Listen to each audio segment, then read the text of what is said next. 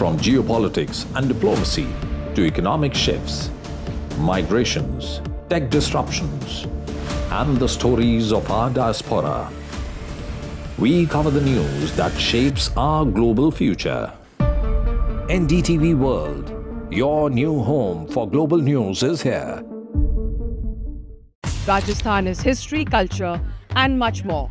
And I have been reporting on all things royal for more than 25 years. The colors, the culture, and the complexities of the Northeast is different from the rest of the country. I have been bringing the Northeast closer to the capital for over 15 years. Madhya Pradesh is the heart of India, and I have been capturing its every beat for over 10 years, covering the corridors of power, what is said, what is left unsaid, and what it actually means for you and me. I have it all covered. Kashmir is often called paradise on earth, a region that has been in a state of flux from conflict to India's crowning glory. I have been reporting and decoding Jammu and Kashmir for last 3 decades.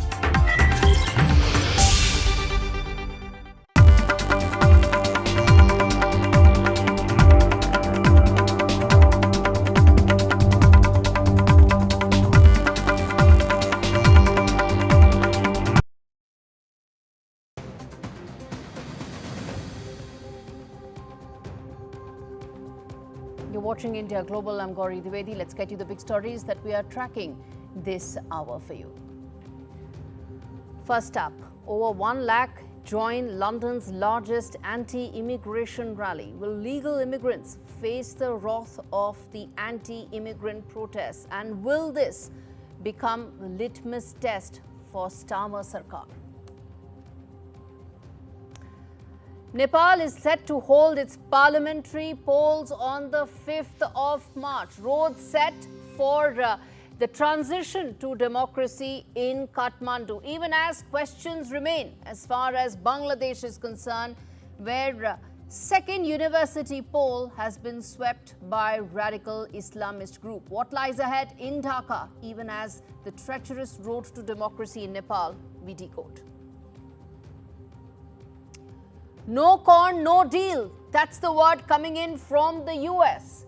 Will the corn become the major thorn as far as thrashing a trade deal between India and the US is concerned? We tell you more as Howard Lutnick, the man who many call as Trump's bully in chief, warns India to take the GM crops and GM corn.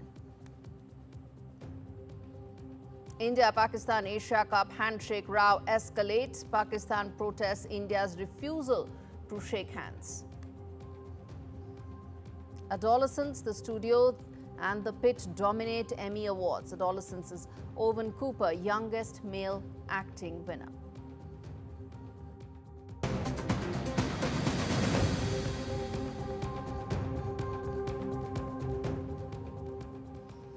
The big story that we are focusing on India Global today. Is it nationalism or is it a growing threat to immigrants?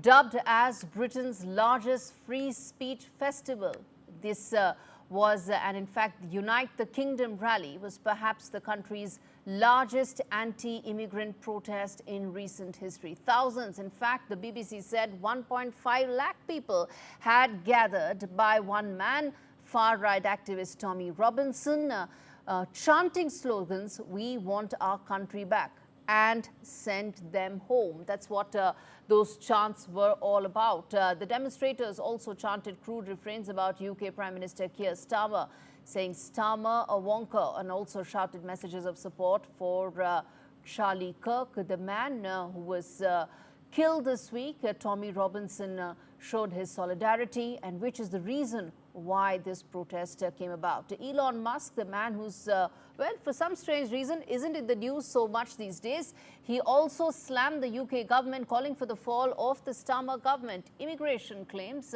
that migrants are taking jobs and resources, and the worsening of crime rate were primarily the two reasons behind the anger and the protest that broke out. What does this mean as far as the Indian community is concerned, the diaspora there, and also will this have an impact as far as the India-UK relationship is concerned, and really the elephant in the room that we're going to talk about? How quickly do things that target the illegal immigrants suddenly talk about the legal immigrants as well? Will that happen here as well? We're going to decode that for you. But first up, listen in to what Tommy Robinson had to say, the man who started this protest and whose clarion call saw 1.5 lakh people on the streets of London. Listen in. We came in our millions, okay? The biggest protest in British history. You, the British public, have now made London the battleground for this fight. We're going to do it again. I'm sorry, some people couldn't hear because there was too many of us. We didn't get to finish it. We didn't get to give our closing speeches. We didn't get to tell you our vision of how we can change this country, but we're going to. We're going to do it again. Unite the kingdom, unite the West. It's a cry for help. We want world leaders. We want them coming from all over the globe. London has been chosen. You, the British public, have made that happen. Don't talk about change, be the change. That's the reality, yeah? That's what we need. All right, so the clarion call of Tommy Robinson was answered. There were thousands of people on the streets. But what happens next here? Is this now going to be a larger movement targeting illegal immigrants? How should the Indian diaspora be looking at it? There are a lot of Indians who are in the UK, who want to go to the UK. And will that be effective? Those are the big questions. We put that out for you. First up, is this free speech or is it far-right nationalism? And will this dovetail into the larger far-right movement that one is seeing across the UK? Germany is the other one. Next, will anti-immigrant protests topple the Starmer government? Elon Musk has spoken about it. Nigel Farage has a lot of momentum and support going on it. And people on the streets are chanting what they see as an anti-Starmer slogans. Will that lead to Starmer government being on shaky ground? He asked that question. Will legal immigrants face the brunt of these protests? And lastly, should the Indian diaspora in the UK, how do they view this? Are they in some sort of trouble? Do they have reasons to worry? Those are the other questions that we're going to put out. Professor Scott Lucas joins me on the broadcast, Professor of US and International Politics, Clinton Institute, joining me from London. I also have Harjap Singh Bangal, who is an UK immigration and human rights lawyer. Well, several people actually call him the immigration guru, actually. Okay, so let's start with you, Professor Scott. These are protests that were essentially about uniting the kingdom. It was a clarion call by Tommy Robinson. But I'm going to try and look it through the lens of people who will get impacted in it and focus solely on the Indians. I'm going to come to the bit about how Tommy Robinson has made a distinction between the Indian immigrants and several others in just a bit. He's in fact spoken about it, saying Indians have a separate, they are better than the rest. They're lower in the crime rate. I'm going to come to that in just a bit. But your first thought on how do you see this protest through the lens of the Indian British immigrant? Well, I think I leave it to Indian British immigrants, or indeed Indians who are UK citizens, to speak. But to give you my observations as someone who lived in the UK for almost 40 years, first, this is not a uniting the kingdom rally. This was a rally led by the far right for particular groups that the far right likes. This was, and we must be honest here, this was not just anti-undocumented immigrants. This was also anti-refugee. It was anti-asylum seeker. It is anti-legal immigrant. Because despite what Tommy Robinson will say, oh, you Indians are okay, you can stick around, this was largely a rally for an England which is a white England, a Britain which is a white Britain. This is what we call not nationalism, it's nativism. Now, there are other people who were there who may not ascribe to the far right. They may say they were there for other reasons, such as legitimate concerns over immigration. But the leadership of this was not just Tommy Robinson. It was also the Trumpist chief strategist, Steve Bannon, who has called for white nationalism, even white supremacy. It was members of the far right from Germany, the AfD, from other European far right groups. So yes, without raising this, no need to be hysterical, no need to be fearful, but there is reason for concern here that these groups do not want to unite the kingdom. They want to promote their idea of the good groups. Harjap they Singh, want to demonize those who are not good. Harjap Singh, let me ask through the lens of British Indians there, those who are legal immigrants, they contribute to the society legally, they pay taxes, they are part of the system there. What about them? Do they stand to get impacted? And also, let's also put a lens on the undocumented ones as well, or the illegal immigrants as well, those who go from India to the UK. Yes, I think I agree with a lot what the professor has to say, and the fact that this is a far-right movement funded by the far-right. And now, it's very important to say that everybody there was not far-right, but they are definitely, the far-right is attempting to influence them by painting people who don't look like them, don't talk like them, don't have the same customs like them, as outsiders. And for British Indians as well, it's a matter of concern, because many of those people who are marching as well do believe that even people like myself who are born and bred in the UK shouldn't be here. You only have to look at X, formerly known as Twitter, to see the amount of vile comments made towards British Indians on there. And it's a very, very dangerous thing if Indians actually welcome this guy, Tommy Robinson, that's not even his real name, who is in fact convicted of many offences, including fraud and thuggery and violence, and even deported for using a fake passport. He has been himself. Indians should not welcome him.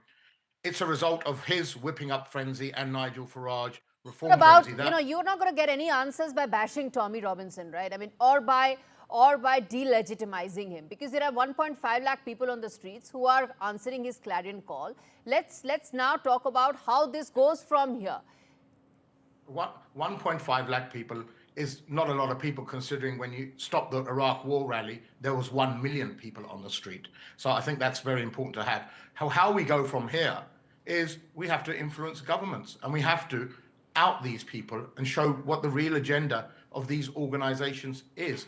British Indians are a threat. There's been an arrest made over the weekend of a rape of a British Sikh girl in the Birmingham area by white people who were saying to her, go back to your own country, we don't want you here, whilst raping her. Now, if that isn't a big threat, then I don't know what that is, if that isn't a concern for Indians. Also, the pressure put on the government regarding immigration has had an effect on legal immigrants as well. Student visa dependents have been stopped. Work permit dependents have been stopped. Carer visas have been stopped from India. As a lot of things, the salary required to bring an Indian over as your partner has been upped, and a lot of people have been excluded. A lot of Indians have been excluded for that because they're not in that well-paid jobs. So it is having an effect everywhere. And Indian government has been put under pressure in trade deals to take back their illegal migrants. Otherwise, there could be a clamping down on the number of visas given to Indians. This is a big concern. This is as a result of all the pressure being put on the governments by people like Farage and Tommy Robinson. And it's not about bashing anyone. If someone's right, you're right. If you're wrong, you're wrong. How people, who have descended from migrants themselves are now calling and attempting to divide and rule. This is in fact what it is. It's trying to play Indians off against other migrants, European migrants off against Indian migrants. This is what's happening, in fact, and the agenda is. Speaking about that Sikh woman and racist attacks, Professor Lucas, do you see those increasing going forward? Is there a public mood and sentiment in favor of, or that may create the atmosphere towards increasing such racist or crime against a particular race or ethnicity? Regrettably, when you get, under the guise of free speech, when you get hate speech, when you get this poison that's not just by individuals like Tommy Robinson, but indeed on certain national UK television stations that's, let's be honest here, work for the Reform Party. When you get that poison spread, it does raise the risk of attacks. In my country where I live now in Ireland, there have been a spate of attacks on Indians who live here legally because we also get this same poisonous rhetoric.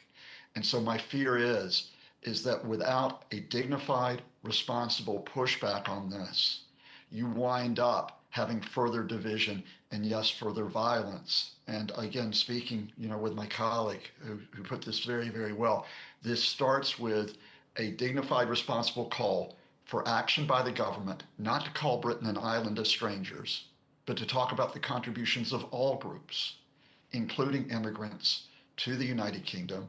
It starts with responsibility in the universities. It starts with responsibility across all professional groups, not to give into this type of language, but to say that on the whole, immigrants have helped improve the United Kingdom economically, socially, and culturally. Indeed. Final closing comments, Harjap Singh, very quickly, which is, if you have to give one message to the British Indian community in the wake of these attacks, what would that be? And a message to the authorities, what would that be? Very quickly. Stay safe, stay united, try and find out the reasons behind it. Do not allow to be divided. Unity is the strength. Use your common sense. Don't buy into the rhetoric. See the people and recognize the people who are trying to amplify this hate, because ultimately, once they're finished with one group, they will then come for you. All right, I'll leave it there, gentlemen. Thanks so much for joining me on India Global. Well, viewers, bottom line on this really is that as far as the anti-immigration protest is concerned, there is now a groundswell in favor of what many would term as a far-right protest, which is about negating the other, which is about ensuring that communities that contribute to the British economy are also completely ignored. Will that mean legal immigrants will be under threat? Will that mean that pressure will mount on Starmer government to act more? There's already been some movement as far as visas are concerned and several others. That has already been going on. Will there now be a further movement on that? That's the big question. And lastly, how will authorities respond to growing racist attacks is really going to be the defining moment as far as Keir Starmer is concerned. All right, viewers, even as we speak about these racist attacks, don't forget there's been a viral video that's come from London which has sparked a huge debate on social media. You have an anti-immigration protester actually buying onion bhaji from one of those outlets that are owned by the Indian community. And that just sums it up for you that this is what integrated society is all about. And these protests are negating all of that.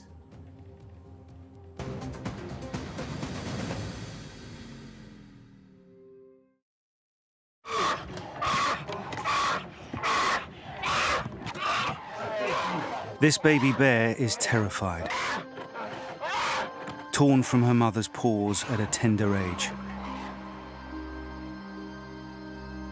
They will force her to live alone in a tiny, filthy cage, like so many bears driven mad by loneliness, rubbing their wounds raw against the bars, suffering cruelly day after day, year after year, just for people's entertainment.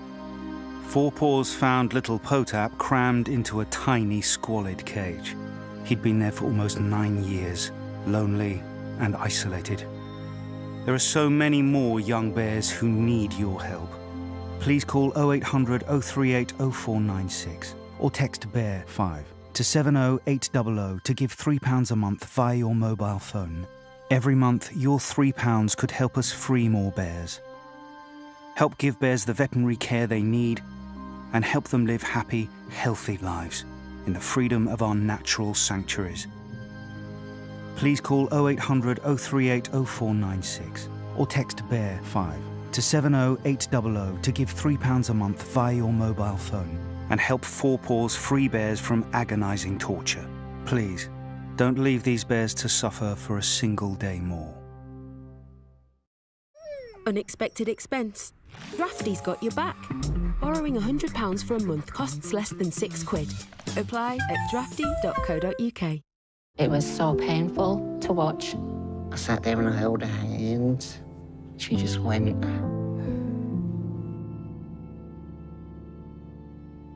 Although people don't like to talk about it, but we're getting older, it has to be done.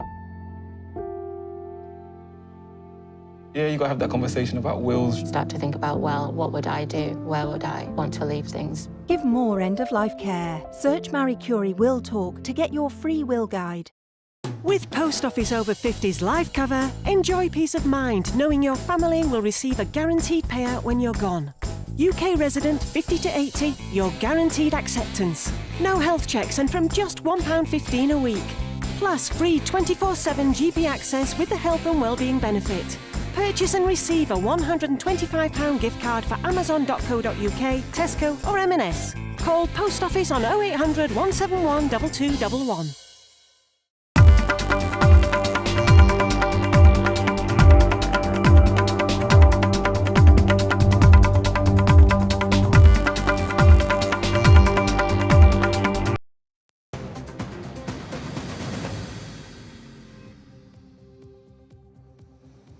Welcome back. Let's get you the other big story that we are tracking on India Global. Well, that is regarding yet another reason for a fresh thorn as far as the India-US talks are concerned. This time, it is over corn. As US Commerce Secretary Howard Lutnick has said that Washington claims that India is taking advantage of the US market, saying India sells everything to the US but will not buy its corn, not even 1 bushel of corn. That's what he said, asserting that New Delhi just bring down tariffs or face a tough time doing business as far as the US is concerned. And let's tell you, viewers, why is it that India cannot succumb to A, it cannot succumb to these strong arm tactics, and B, why corn could actually mean a huge deal breaker for this trade deal. Now, first and foremost, US has said to India that you buy our corn or you lose market access. India is the 5th largest corn producer, and most importantly, you have politically sensitive states like Bihar being being very significant in terms of overall production. Bihar is there, UP is there, that is the other part of it, which is why it's politically sensitive and what happens to our farmers. Let's move ahead and tell you why is it that this is important. Largely, we are self-sufficient. We also export to other countries. Now, corn actually has a very long chain of residue products. Some of it gets used in ethanol, some of it actually gets exported as it is. So those residue products have a long supply chain, and some of it we export, some of it we use for our ethanol. Now, going forward, with sugar industry really not looking at very large amounts of growth going forward, ethanol is a very substantial part of their future business roadmap, and which is why ethanol becomes the reason why US corn cannot be taken as it is by India. Add to it the fact that it's genetically modified. There are concerns in India that we cannot allow GM corn. It extends to GM soya bean as well. And lastly, right to protect Indian farmers. Now, this is where all of it sort of comes up. One, the fact that what do we do when we do not want to have GM crops? B, what do we do with the fact that there is now 19% of fuel that comes from ethanol, where prices of ethanol have actually gone up, along with prices of fuel. Now, all of that dovetails into farmers' income. If you take all of that away, then that is actually going to have a huge impact about how India is going to protect farmer incomes, which is why it's not just about corn, it's about protecting Indian farmers, which is why it's going to be a bit of a deal breaker going forward. All right, turning attention now to the other big story that we are tracking on the show, which is India's neighborhood. It has actually seen massive turmoil. Last year it was Bangladesh. This year it is Nepal. It has been pretty much the same template. You had violent student protests, which actually led to overthrowing the government. In Kathmandu, what looks like a huge sigh of relief is the fact that the Nepal new Prime Minister has said that she is going to conduct elections in 6 months. And she said that she's only going to be there for a limited period of time. That's very significant. She said that I'm going to be here only for some time, and my single biggest objective for the government is that there will be elections on the 5th of March. Now, contrast that with how things have been playing out as far as Bangladesh is concerned. That's a completely different story, where you have student university elections being won by organizations that are extremely radical, extremely Islamist in their outlook. And that adds to Dhaka's fractured polity as the Islamist-led 8-party grouping demands exclusion of 14 political parties and the entire election system. Now, with this victory that happened at Jahangir Nagar University, located near the capital, Shibir now has two of the most important university campuses under its control in Bangladesh. The reason why we are talking? Well, this entire movement actually ostensibly started from the students, right? It started from the youth protesting, which is why these student university campuses, if they come under the control of these Islamist organizations, it sends a very strong message. And that's exactly what the bottom line really, viewers, is here. As far as India's neighborhood is concerned, there's been huge turmoil, but India has been waiting, urging and goading all parties to come back to the electoral democratic roadmap. Nepal seems to have already come to that. It is pointing to that as well, saying that in the next 6 months we'll get onto it. Bangladesh remains a matter of concern. There is still no date that has come out for Bangladesh. It has already been over a year.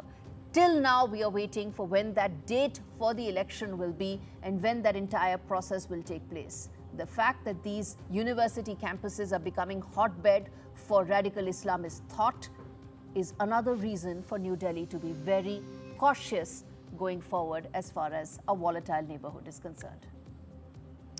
Turning attention now to the other big story, US President Donald Trump has now strongly condemned the brutal killing of Chandra, an Indian origin motel manager who was beheaded in Dallas last week. Donald Trump finally had to speak. This is a crime, viewers, that sends shockwaves across anybody. The man was beheaded and then his head was tossed around. That is what happened. He was a Cuban migrant, but finally Donald Trump had to speak, and he spoke in the words that matter, which is fullest extent of the law will be taken care. He'll not just be charged in the murder in the first degree, but he also said that enough is enough. You cannot be soft on illegal immigrants. That's the big story. But this is part of now a pattern that's emerging. Unfortunately, there is a 73-year-old Sikh woman who's also been detained by immigration authorities in California. So as I said, there are these two events that you cannot sort of completely detach from each other. The reason for that is you have the Sikh woman who's been attacked and she went for a routine checkup with the agency. There's been protest and concerns among her family and members of the community. That is one aspect of what is happening, which is Harjeet Kaur. And then there is Chandra M., the man who was targeted. We still don't know why. And this is the truth and reality of America that we need to keep speaking about, because the 5 million strong diaspora that exists in America, that's the backbone of the American economy. And those pictures on your screens are the most gory crimes that have been committed against that diaspora in just a matter of days. India Global will keep coming back to you with those details and updates about what really are the American authorities doing about it. All right, turning attention now to an update coming in as far as trade talks. Donald Trump, remember, is a man who's on a mission to try and cut trade deals. He hasn't been able to do so with China so far. Talks are continuing on economic and trade issues. This is happening in Madrid between the Chinese and American delegations. Chinese Vice Premier is also a member of the Political Bureau of the Communist Party. And the US Treasury Secretary, Scott Bessent, led respective teams met there. And it remains to be seen whether there will be any breakthrough in those talks or not. All right, well, the other big story of the day, one may think it's about a sports match. Well, India-Pakistan, when they clash, it is anything but just a sports match. India versus Pakistan Asia Cup clash witnessed some unprecedented scenes, viewers, as skipper Surya Kumar Yadav of Sky and Indian players, all of them did not shake hands with their Pakistani players after the match ended. Pakistanis ostensibly walked up to their dugout, have even raised this concern, saying that, this is actually not correct, this is sportsman spirit being violated, and they've lodged a formal protest. But, well, you can do what you want to. Indian sportspersons played because they were asked to play. They also dedicated this win to the Pahalgam victims and Indian Army, and they made it clear that they are not going to shake hands with those Pakistani cricketers. All right, with that, it's a wrap on this edition of India Global. Thanks so much for watching.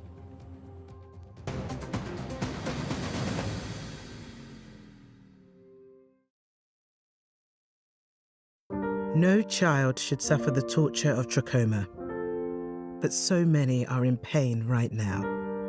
Nananga's lashes have turned inwards. They rip and tear away at his eyes. Pomelo's sight could be gone forever. He's just 3 years old.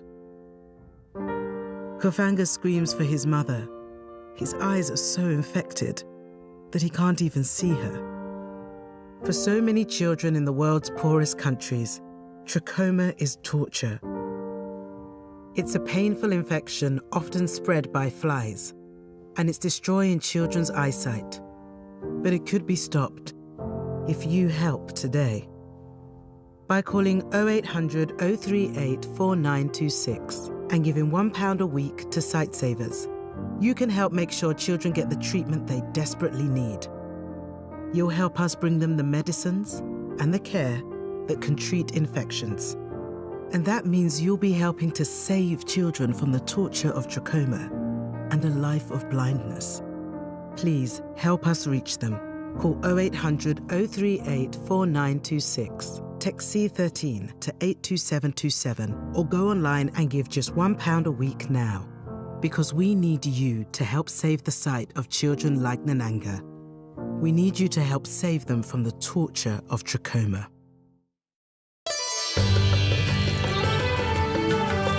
Sometimes it's the little things that remind us of them. Stay close, even when you're far apart. Send money worldwide with Remitly.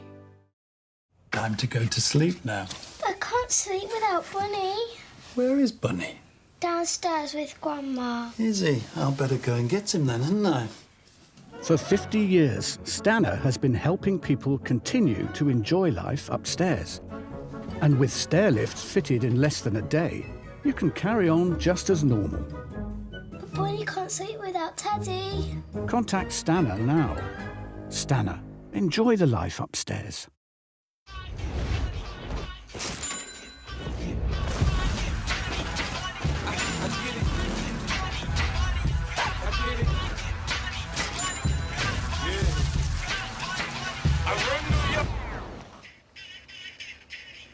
Hello?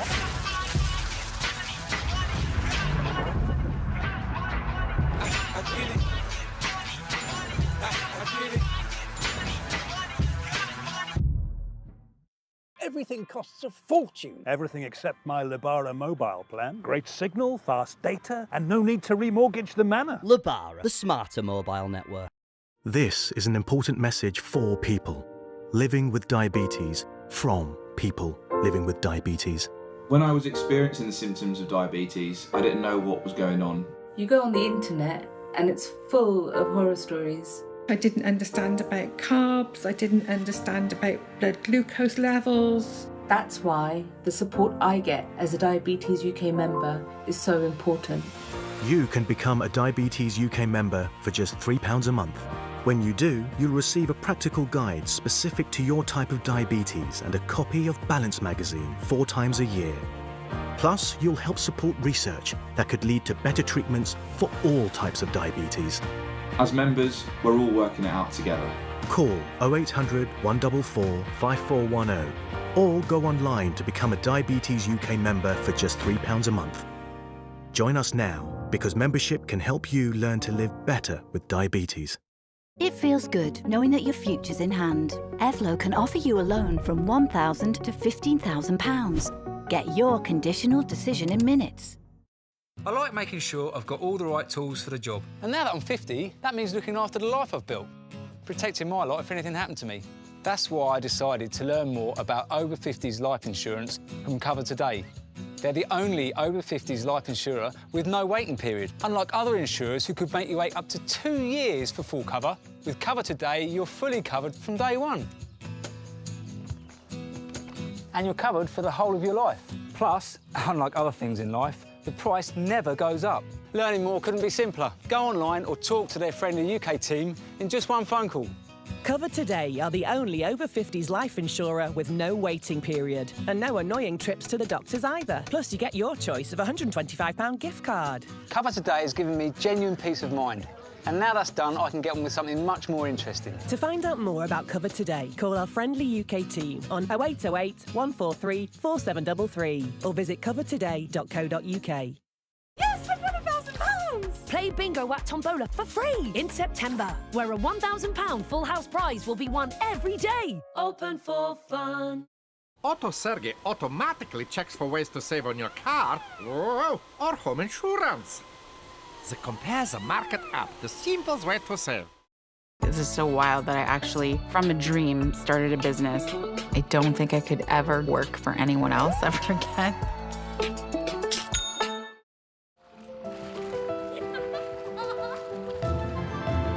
Elevate your everyday with David Lloyd Clubs. Try a 3-month membership today. We all know animals have feelings.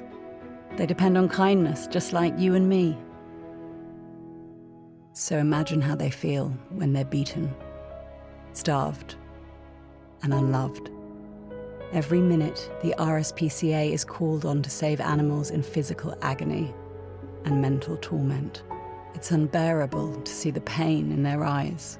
We refuse to give up on them, but to rescue them from a life of fear, we urgently need animal lovers like you to donate today. Please call 0800 121 4260 or text KIND to 84903 to give £2 a month to the RSPCA. Your gift will help fund more life-saving rescues, more emergency treatment, and more gentle rehabilitation.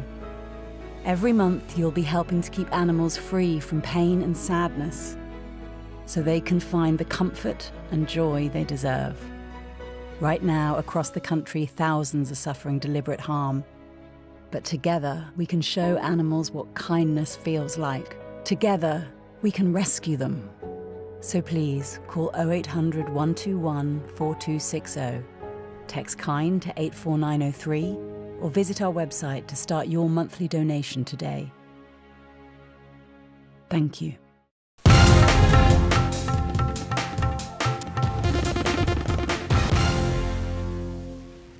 Another in this occasion, ADMK leader Sengotayan and former ADMK leader Sasikala and Opanneerselvam reiterates that the call for unified ADMK. We know that a few days back, Sengotayan calls for unified ADMK and set a deadline of 15 days, which ends today. You know that deadline, 10 days, which ends today.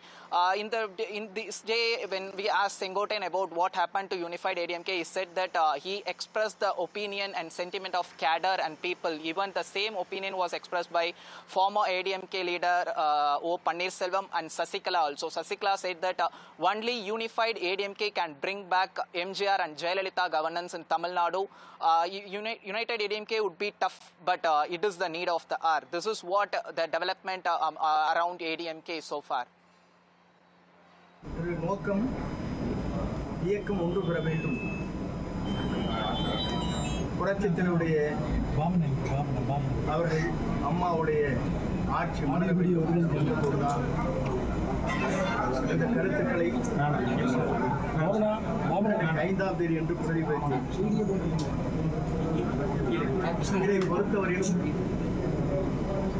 தொண்டர்கள் பொதுமக்களுடைய கருத்துக்களை மனதிலே கொண்டு புரிய வேண்டியவர்கள் புரிந்து கொள்ள வேண்டும் என்ற வேண்டுகோளை நான் வைக்க கடைபிடிக்கிறேன்.